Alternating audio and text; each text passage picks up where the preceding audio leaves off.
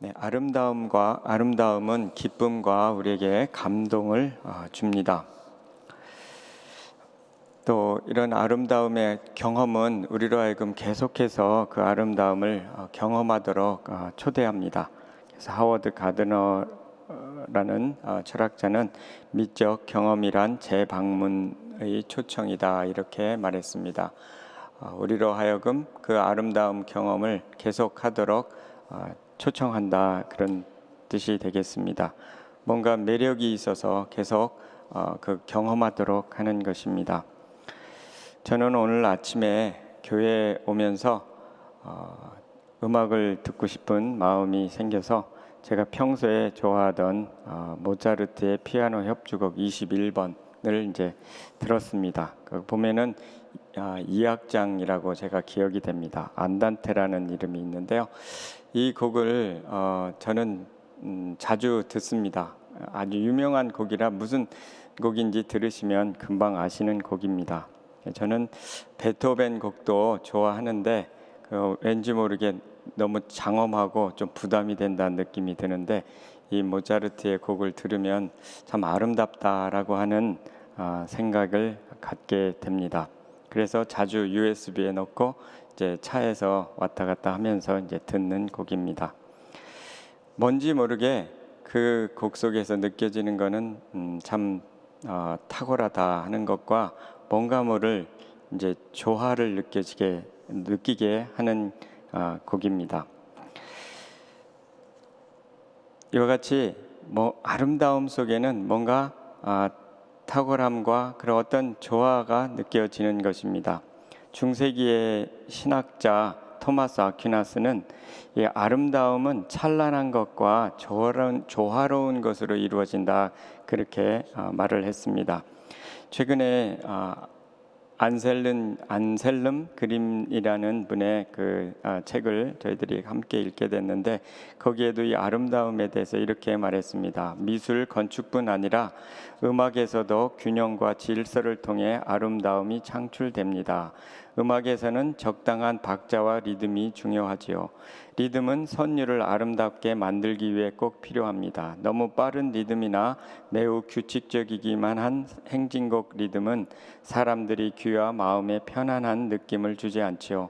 그와는 반대로 틀에서 간혹 벗어나긴 하지만 적절하게 균형 잡힌 리듬은 우리 마음속에 아름다운 감정을 불러일으킵니다.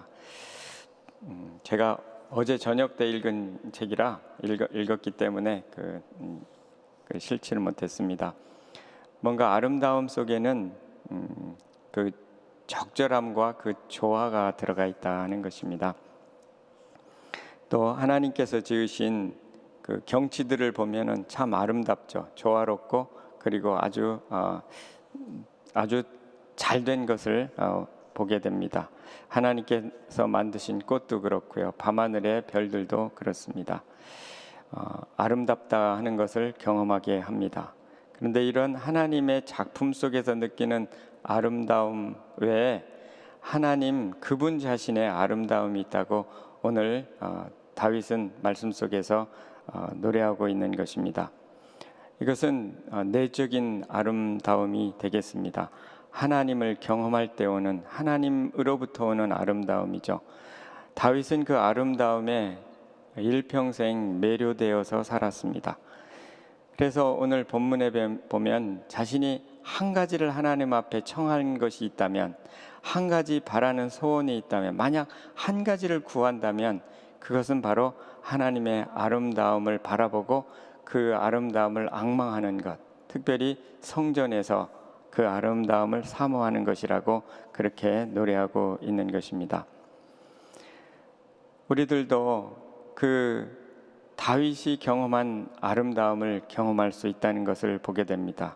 다윗에게서 하나님의 아름다움을 맛보는 법을 배울 수가 있습니다. 다윗이 경험한 하나님의 아름다움은 어떤 아름다움일까요? 또 그 아름다움을 바라볼 때 어떤 일이 일어날까요? 이런 것에 대한 답을 오늘 말씀을 통해서 구하고자 합니다. 첫 번째, 하나님의 아름다움은 하나님의 탁월하심의 아름다움입니다. 우리가 탁월한 작품 속에서 아름다움을 경험합니다. 아까 제가 예를 들었던 그 음악 속에서 그렇죠. 음악의 탁월한 연주나 미술 작품 속에서 그 아름다움을 경험할 수가 있습니다. 오늘 말씀 시편 27편 1절에서 3절에 보면 다윗은 승리를 주신 하나님의 그 탁월하심을 생각하면서 하나님의 아름다움을 노래하고 있습니다. 그냥 단지 승리를 주신 그 자체만이 아름다운 것이 아니라 승리를 인도하신 그 모든 것을 고려하시면서 또 적절하게 인도하시는, 승리로 이끄시는 그 아름다움인 것입니다. 승리로 이끌으시는 그 하나님의 섭리가 아름답다 하는 것을 노래하는 것입니다. 오늘 말씀 1절에서 3절까지 보시면 여호와는 나의 빛이요 나의 구원이시니 내가 누구를 두려워하리요. 여호와는 내 생명의 능력이시니 내가 누구를 무서워하리요. 악인들이 내 살을 먹으려고 내게로 왔으나 나의 대적들 나의 원수들인 그들은 실족하여 넘어졌도다. 군대가 나를 대적하여 진칠지라도 내 마음이 두렵지 아니하며 전쟁이 일어나 나를 치려할지라도 나는 여전히 태연하리로다. 누가 나를 전쟁을 일으키고 치려할지라도 나는 태연할 수가 있다는 거죠. 왜냐하면 하나님께서 나를 지금까지 구원해 주셨고 지금까지 인도해 주셨던, 승리를 주셨던 것을 기억하며 그분을 믿기 때문에 그렇다는 것입니다. 그런데 하나님께서 주신 그 승리가 정말 아름답고 멋진 승리라는 것입니다. 빛의 하나님, 구원의 하나님, 그리고 생명의 능력이신 그 하나님께서 주시는 그 승리는 정말 멋진 승리라는 것입니다. 그것을 경험한 다윗은 그 속에 담긴, 승리 속에 담긴 하나님의 아름다움을 노래했던 것입니다. 하나님의 그 탁월하신 뿐만 아니라 그 탁월한 승리를 이끄시는 하나님의 섭리와 그 지혜와 그 이끄심, 그런 것들이 아름답다는 것입니다. 다윗은 어려서부터 이 하나님의 아름다움을 알았기 때문에 하나님과 동행할 수 있었습니다. 사무엘하 5장 10절에 보니까 만군의 하나님 여호와께서 함께 계시니 다윗이 점점 강성하여 가니라. 이 하나님과 동행하면서 그 하나님의 아름다운 승리를 경험했던 것입니다. 다윗의 생애를 볼 때 하나님께서 늘 승리하게 하셨죠. 그런데 그 승리가 아주 멋있는 승리요, 적절한 승리라는 것을 뒤돌아보면 알 수가 있습니다. 모든 상황을 이끄시고 또 모든 상황 속에서 하나님께서 그를 건져주신 것을 이렇게 뒤돌아보고 묵상하다 보면 얼마나 하나님께서 멋진 승리를 주셨는 것을 알 수가 있는 것입니다. 아주 적절한 타임에 적절한 방법으로 그를 이끄셨다는 것입니다. 한 가지 예를 생각해 보면 사무엘상 23장 16절에서 26절에 28절까지의 내용입니다. 이제 다윗이 사울에 의해서 완전히 포위가 됐습니다. 이제 사울에 완전히 그 손아귀에 들어갔기 때문에 다윗은 이제 꼼짝없이 죽을 타임이었습니다. 그런데 바로 그때 이제 연락이 옵니다. 블레셋이 쳐들어왔다는 것입니다. 그래서 급하게 돌아가야만 했던 것입니다. 하나님께서 그 순간에 또 다른 사건을 만드셔서 블레셋을 쳐들어가게 하셔서 이제 사울을 돌이키게 한 것입니다. 그러면서 그 어려움에서 건져주시고, 또 이와 같이 하나님께서 뭔가 건져주실 때는 아주 적절한 타임에 적절한 방법으로 해서 이끄시고 결국에는 승리로 이끄신다는 것, 이것이 참 아름답다 하는 것입니다. 한 번에 그냥 하나님의 그 전능하신 능력으로 승리를 주실 수가 있겠죠. 사울을 그냥 한 번에 죽일 수도 있었던 하나님이십니다. 그러나 하나님의 모든 경륜 가운데에서 모든 것을 고려하시고 모든 것들을 아름답게 조화롭게 하시면서 승리를 이끄시는 그 하나님을 보면서 아름답다 이렇게 노래했던 것입니다. 그래서 다윗은 늘 그 하나님과 그 하나님의 이름의 그 아름다움을 찬양했습니다. 대표적인 그 찬양이 역대상 29장 11절에서 13절의 찬양입니다. 여호와여 위대하심과 권능과 영광과 승리와 위엄이 다 주께 속하였사오니 천지에 있는 것이 다 주의 것이로소이다. 여호와여 주권도 주께 속하였사오니 주는 높으사 만유의 머리심이니이다. 부와 귀가 주께로 말미암고 또 주는 만유의 주제가 되사 손에 권세와 능력이 있사오니 모든 자를 크게 하심과 강하게 하심이 주의 손에 있나이다. 우리 하나님이여 이제 우리가 주께 감사하며 주의 영화로운 주의 그 아름다운 이름을 찬양하나이다. 하나님께서 승리만 주시는 것이 아니라 하나님의 권능과 위엄과 그 모든 것들 하나님의 주관하심과 이 모든 것을 통해서 승리를 주시는 그 하나님의 이름이 정말 아름답다 하는 것입니다. 그래서 그 영화롭고 아름다운 이름을 일평생 찬양했던 것입니다. 이 본문에서 아름다움이라는 그 히브리어 원어는 노엠인데 이 노엠에 몇 가지 의미가 있습니다. 첫째는 기쁨이라는 건데 특별히 기쁨 중에 아주 쾌적하다는 의미의 기쁨입니다. 뭔가 상쾌하고 쾌적함을 주는 그런 기쁨입니다. 또 한 가지는 적절함이라는 의미가 있습니다. 이 영어 표현으로는 suitableness. 이 표현은 창세기 2장에 자기 아담의 아내를 하나님께서 데려오실 때 돕는 배필이라 그랬는데 suitable helper. 그러니까 가장 적절한 뼈 중에 뼈요 살 중에 살인 그 가장 적절한 아내를 주신 건데 이것은 아름다운 배필이라는 뜻입니다. 마찬가지로 이 아름답다고 하는 데에는 정말 균형과 조화와 적절함의 의미가 있는 것입니다. 또 한 가지 의미가 있는데 그것은 은혜라는 뜻입니다. 이 아름다움 속에 이와 같은 의미들이 함께 기쁨을 주는 거고요. 그리고 적절함이 담겨 있는 것입니다. 이 기쁨은 승리자의 기쁨이요 하나님의 기쁨이요 승리케 하시는 하나님의 기쁨인 것입니다. 그리고 그 속에서 하나님의 조화로움과 섭리의 조화가 함께 어울려 있다는 것입니다.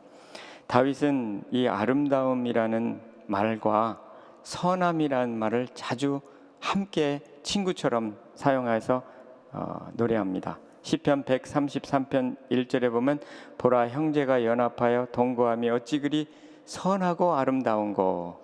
이 선하다는 말이 강 목사님께서 여러 번 인용하신 것인데 토브라는 히브리어 원어인데 이 단어도 아름답다고 하는 단어하고 똑같은 의미를 다 포함하고 있습니다.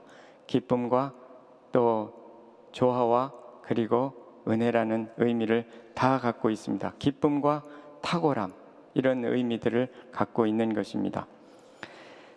그래서 이 하나님의 아름다움이라는 것은 하나님의 기쁨이요 그리고 하나님의 탁월함이요 하나님의 조화요 그리고 하나님의 은혜가 담겨 있는 아름다움입니다.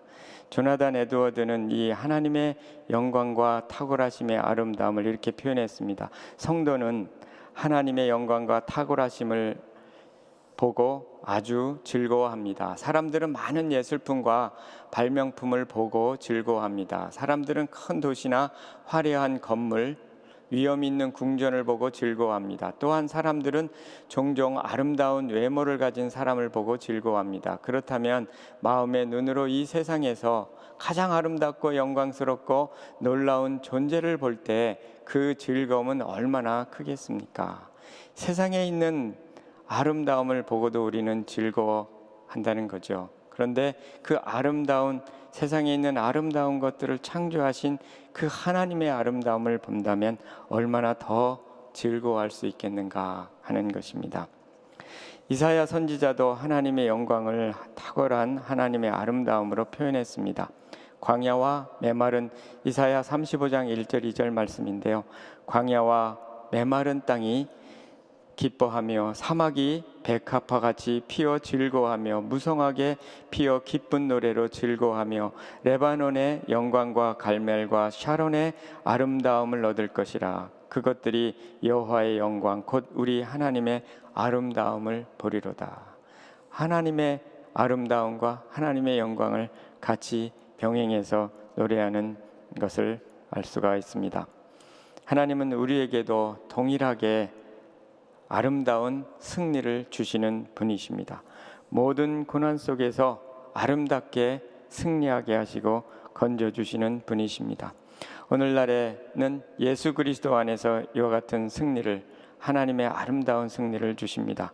고린도전서 15장 57절에 보면 우리 주 예수 그리스도로 말미암아 우리에게 승리를 주시는 하나님께 감사하노니, 예수 그리스도 안에서 우리에게 아름다운 역전의 승리를 주시는 하나님께 감사하노니, 그런 뜻입니다.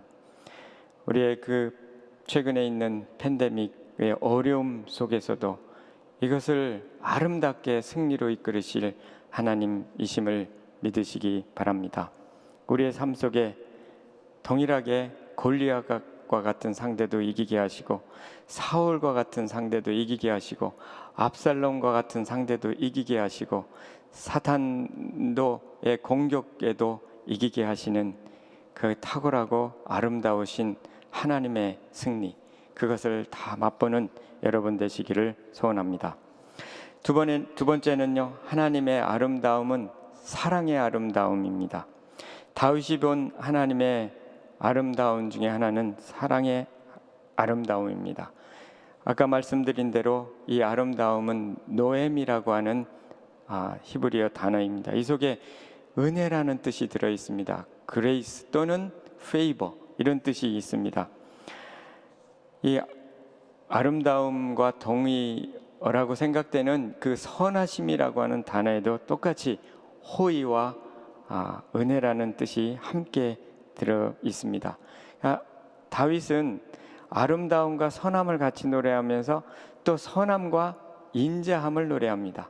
그 같은 뜻들입니다. 인자함은 바로 자주 듣는 헤세드의 사랑을 의미합니다.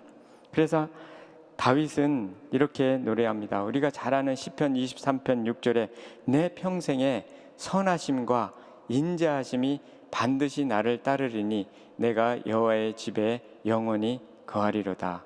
여호와의 아름다움과 또 그 아름다운 사랑이 나를 반드시 따르리니 내가 여호와의 집에 영원히 거하리로다. 시편 107편 1절에도 여호와께 감사하라. 그는 선하시며 그는 아름다우시며 그 인자하심이 영원함이로다.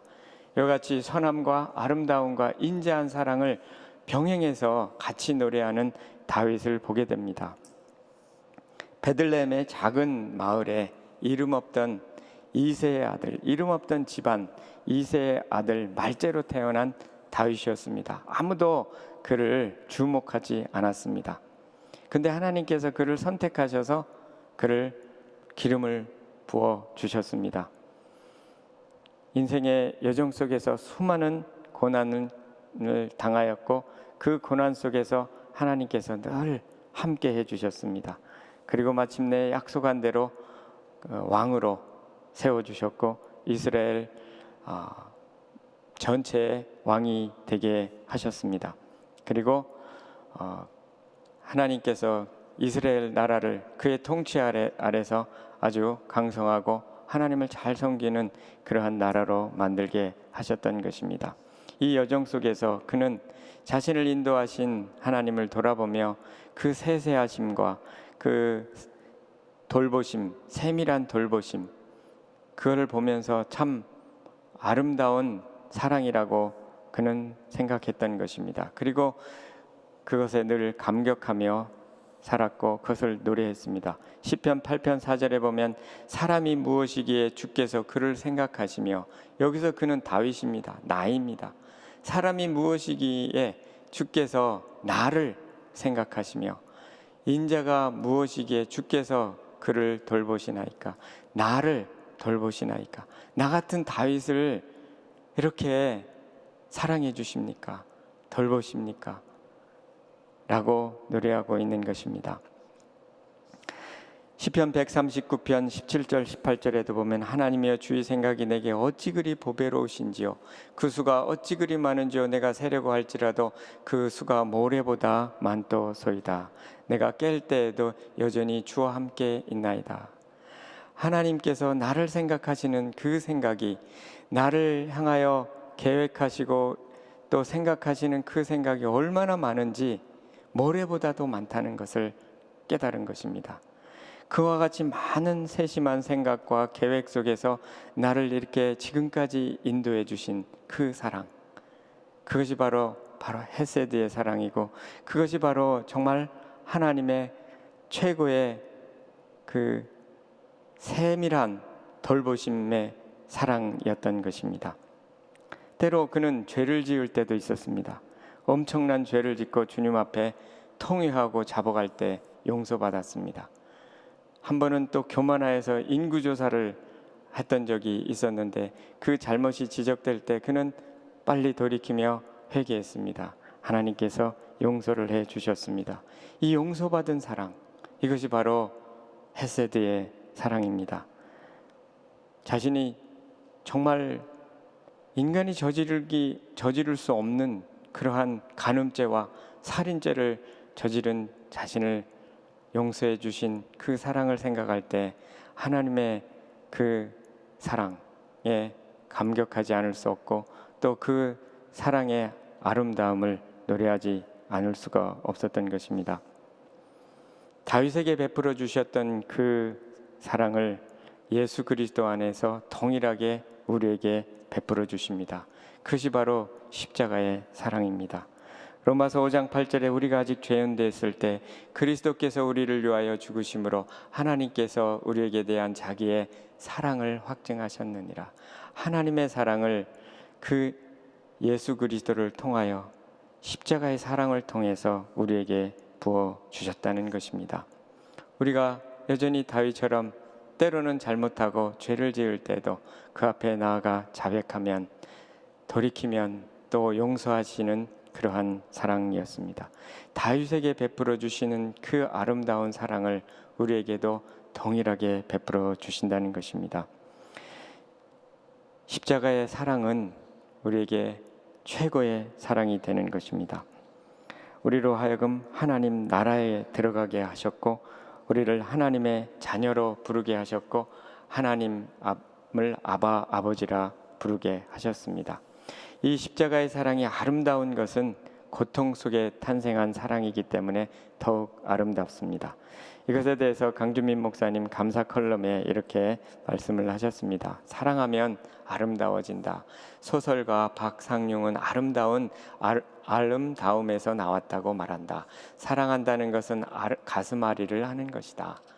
가슴앓이를 해보지 않고 사랑의 경험이 있다고 말할 수 없다. 사랑하면 아프다. 사랑한다는 것은 상처를 주고받는 것이다.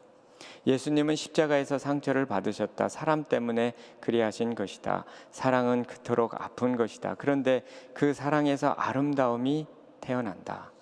상처 없이 태어난 생명은 없다. 어머니가 자녀를 낳을 때 상처를 터뜨리면서 낳는다. 그래서 어머니의 사랑이 아름다운 것이다.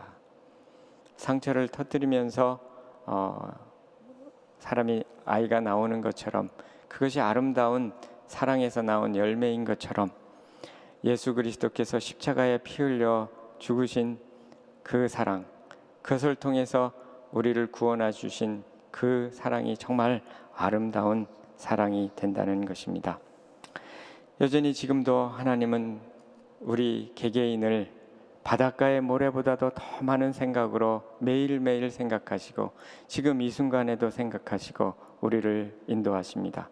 참새 하나도 하나님 허락 없이는 떨어지지 않는데 하물며 피로 값주고 사신 우리를 얼마나 더 소중히 여기며 더 멋지게 인도하지 않으시겠습니까? 지금까지 인도하신 하나님의 사랑을 생각해 보면 우리도 다윗처럼 그분의 아름다움을 노래할 수 있을 것입니다. 우리 한 사람 한 사람을 여기까지 사랑으로 인도하셨습니다. 여러 가지 고난 속에서 건져주셨고 멋진 승리를 이루게 하셨습니다. 우리가 때로 잘못할 때 하나님의 그 크신 사랑으로 용서해 주셨고 우리의 기도를 세밀하게 들으시고 그리고 아름답게 응답해 주셨습니다.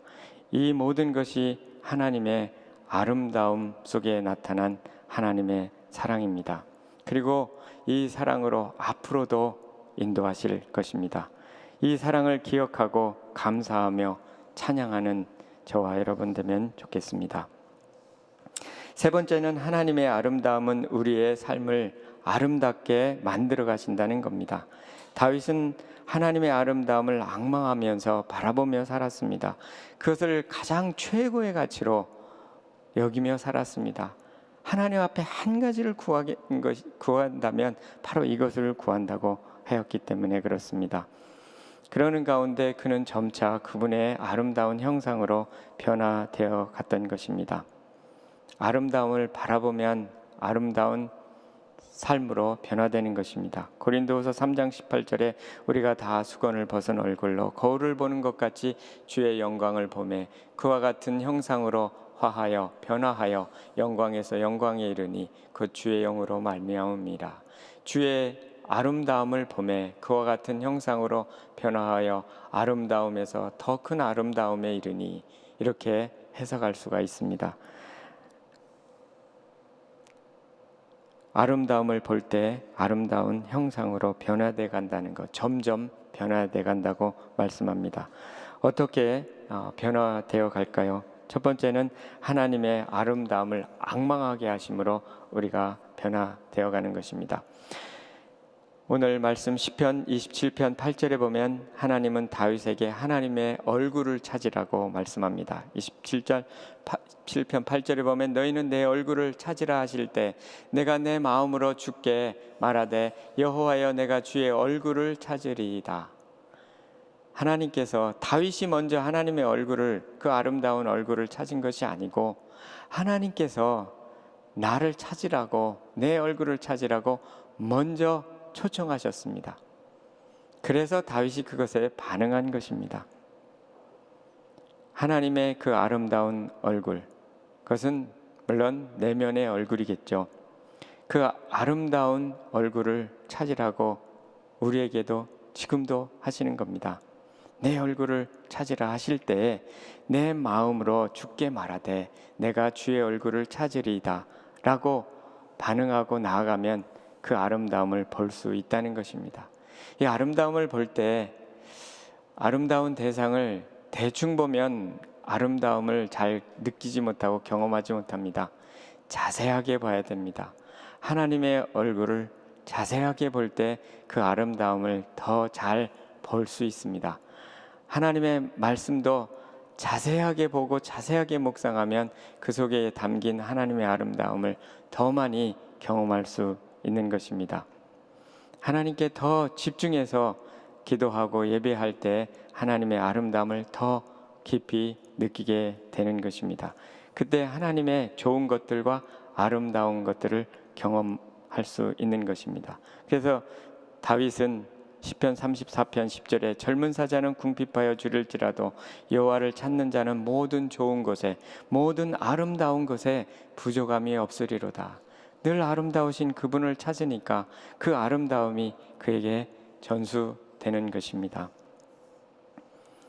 두 번째는 하나님의 아름다움 성품을 담게 하십니다. 아름다움을 바라보면서 아름다운 성품을 담는 것입니다. 다윗의 아름다운 성품은 말씀 속에 잘 나타나 있지만 그 중에 특별히 다윗이 사울을 죽일 수도 있었는데 그것을 거기서 멈추고 죽이지 않고 하나님을 생각했던 그 성품 속에서 잘 나타난다고 할 수 있습니다. 두 번이나 죽일 기회가 있었습니다. 한 번은 그가 숨었던 굴 속에 사울이 들어왔습니다. 죽일 수 있었습니다. 이것은 기회라고 옆에서 말했습니다. 하나님께서 약속하신 거라고 그렇게 말했습니다. 그 말을 듣지 않고 그는 옷자락만 살짝 베었습니다. 그리고 마음을, 그것도 가슴이 찔렸고 아팠습니다. 이것이 참 아름다운 것입니다. 그 순간에 하나님을 생각했고 하나님 기름 부은 상대라는 것을 생각했고 거기서 멈춘 겁니다. 아름다움은 이와 같이 절체 속에 나타난다는 것을 알 수가 있습니다. 온유함 속에 나타나는 것입니다. 또 한 번 죽일 수가 있었는데 그때도 기회가 왔다고 옆에서 말했는데 그는 죽이지 않고 꽃병과 창과 물병만 가지고 돌아왔습니다. 이것이 하나님으로부터 배운 아름다움입니다. 이것이 하나님으로부터 배운 절제요 그리고 온유함이었던 것입니다. 부당하게 고난을 받아도 하나님을 생각함으로 슬픔을 참으며 이것이 아름답다고 성경은 말하고 있습니다. 베드로전서 2장 19절 20절에 아름다운 성품은 이런 거라고 말합니다. 부당하게 애매하게 고난을 받아도 하나님을 생각함으로 슬픔을 참으면 이는 아름다우나 죄가 있어 매를 맞고 참으면 무슨 칭찬이 있으리요. 그러나 선을 행함으로 고난을 받고 참으면 이는 하나님 앞에 아름다움이니라. 하나님의 아름다움을 보면서 하나님께서 그 문제를 아름답게 처리할 것을 믿고 하나님께 자꾸 맡기니까 이와 같이 아름다운 결정을 할 수 있었던 것입니다. 애매히 고난을 받아도 하나님을 생각하고 슬픔을 참으면 아름답다. 거기서 원수를 칠 수도 있었는데 원수 갚는 것이 내게 있으니 내가 갚으리라고 주께서 말씀하시니라 하는 말씀처럼 그가 하나님께 온전히 맡긴 것입니다. 하나님의 아름다운 섭리에 맡긴 것입니다. 이것을 아름답다라고 성경은 노래하고 있는 것입니다. 하나님의 아름다움을 바라볼 때 또 한 가지 우리를 아름답게 하시는 것은 하나님의 아름다운 사명을 감당하게 하십니다. 다윗에게 있어서 사명이 있다면 여러 가지가 있지만 중요한 사명이 있다면 그것은 성전을 준비하는 것입니다. 성전을 짓는 것이 사명이 아니고 성전을 준비하는 것이 사명이었습니다. 그는 그것에 최선을 다했습니다. 그리고 그 선을 넘지 않고 직접 건축하지 않고 준비하는 것에만 최선을 다했습니다. 그리고 아름답게 솔로몬에게 그 사명을 넘겨주었습니다. 역대상 22장 14, 15절에 보면 내가 환난 중에 여호와의 성전을 위하여 금 10만 달란트와 은 100만 달란트와 놋과 철을 그 무게를 달 수 없을 만큼 심히 많이 준비하였고 또 제목과 돌을 준비하였으나 너는 더할 것이며 또 장인이 내게 많이 있나니 곧 석수와 목수와 온갖 일에 익숙한 모든 사람이니라. 다윗은 준비하는 것에 최선을 다했습니다. 그의 사명이었습니다. 짓는 일은 그의 일이 아니었습니다. 이것도 왜 아름다우냐면 자기의 역할을 정확하게 알고 적절하고 아주 하나님 나라에서 합당하게 조화로운 역할을 그가 알았고 거기서 감당했던 것입니다. 하나님이 정해주신 선을 넘지 않았다는 것입니다. 그렇지 않은 사람들의 예가 많이 있죠. 우사라고 하는 사람은 언약궤를 만지지 말아야 되는데 만짐으로 인해서 죽임을 당했습니다. 우시아라는 왕은 그가 왕으로서는 하지 말아야 될 일, 성전에 들어가서 제사를 드리는 일, 하지 말아야 되는 일을 함부로 문둥병이 걸렸습니다. 이것을 아름답지 않다고 말하고 선하지 않다고 말하는 것입니다. 이것은 악하다고 말하는 것이고 아름답지 않은 것입니다. 적절하지 않은 거죠. 다윗은 자기에게 준 사명을 알았고 그 범위와 분복을 알았고 그것에 최선을 다했던 것입니다. 이것이 바로 아름다우신 하나님을 본 사람만이 할 수 있는 것입니다. 마찬가지 우리에게도 우리 모든 그리스도인들에게도 아름다운 사명을 주십니다. 그리고 그것을 감당하게 하십니다. 에베소서 2장 10절에 보면 우리는 그가 만드신 바라 그리스도 예수 안에서 선한 일, 아름다운 일을 위하여 지으심을 받은 자니 이 일은 하나님이 전에 예비하사 우리로 그 가운데 행하게 하려 하심이니라. 우리를 지으시고 우리를 구원하신 목적은 이 아름다운 일을 감당하게 하기 위해서, 하나님 나라를 건설하는 일에 가장 아름다운, 나에게 아름다운 역할 감당하기 위해서, 그 벽돌 한 장을 쌓는 일을 위해서 나를 보내신 겁니다. 그거를 분별하고 그것을 할 수 있도록 능력을 부어주셔서 우리 각자를 아름답게 하십니다. 그래서 고린도전서 12장에 보면 성도를 아름답다라고 그렇게 표현했습니다. 그 아름답다는 표현은 옷을 잘 자기에게 맞게 입었을 때 아름답다, 그런 것을 표현하는 말입니다. 제가 오늘 아름답게 하려고 이렇게 했는데 아름다운지 모르겠습니다. 저한테 가장 잘 맞는 양복을 입었고, 가장 넥타이를 나름대로 이렇게 매칭을 하려고 했는데 진짜 아름다운지 잘 모르겠습니다. 그것이 아름다운 겁니다. 우리는 이 하나님의 아름다움을 사모해야 합니다. 다윗은 예배 가운데 하나님의 아름다움을 바라보고 그것을 사모했고 그것을 최고의 가치로 그렇게 여겼습니다. 하나님을 예배하고 하나님과 교제하는 것, 그것이 그의 생애에 있어서 최고의 중요한 가치였고 하나님을 사모했던 것입니다. 특별히 하나님의 전에서, 교회에서 하나님을 사모하고 그리고 하나님을 섬겼던 것입니다. 내가 여호와께 바라는 한 가지 일, 그것을 구하리니 곧 내가 내 평생에 여호와의 집에 살면서 여호와의 아름다움을 바라보며 그의 성전에서 사모하는 그것이라. 이것이 바로 다윗이 했던 가장 아름다운 일인 것입니다. 우리도 이 아름다움을 사모할 수 있도록 부름을 받았습니다. 하나님의 아름다움을 바라보는 것은 우리의 특권입니다. 그것을 바라보면서 아름답게 우리의 생애를 만들어 가실 주님을 기대하며 소망하며 살아가는 여러분 되시기를 소원합니다. 기도하겠습니다. 하나님 아버지, 우리를 아름답게 지으시고 우리를 구원해 주시고 우리의 생애를 아름답게 인도해 주시는 주님을 찬양합니다. 하나님은 아름다우시고 아름다운 승리자이시고 또 아름다운 구원자이십니다. 이분을 날마다 사모하며 또 이 아름다움을 날마다 앙망하는 저희가 되도록 도우시고 축복하여 주옵소서. 감사하며 예수님 이름으로 기도합니다. 아멘.